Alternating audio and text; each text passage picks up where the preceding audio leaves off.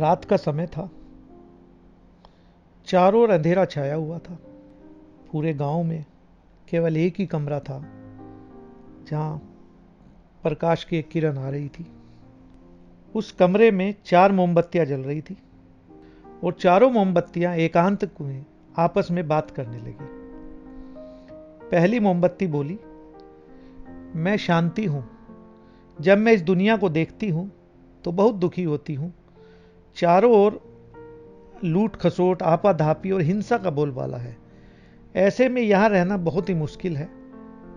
यह कहकर शांति मोमबत्ती बुझ जाती है।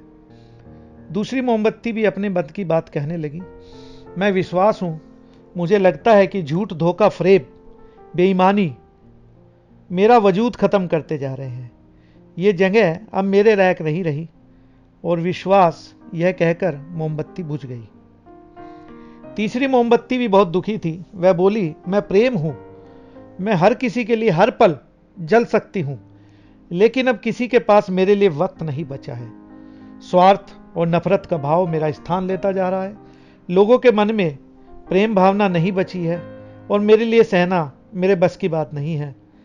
यह कहकर प्रेम मोमबत्ती भी बुझ गई। तीसरी बत्ती बुझी ही थी कि कमरे में एक बालक ने प्रवेश किया। मोमबत्तियों को बुझा देखकर उसको बड़ा दुख हुआ। उसकी आंखों में आंसू बहने लगे। दुखी मन से वो बोला, इस तरह बीच में ही मेरे जीवन में अंधेरा करके कैसे जा सकती हो? तुम तो अंत तक मेरे साथ रहना था, लेकिन तुमने मेरा साथ क्यों छोड़ दिया? अब मैं क्या करूंगा? बालक की बातें सुन चौथी मोमबत्ती बोली, घबराओ नहीं बालक।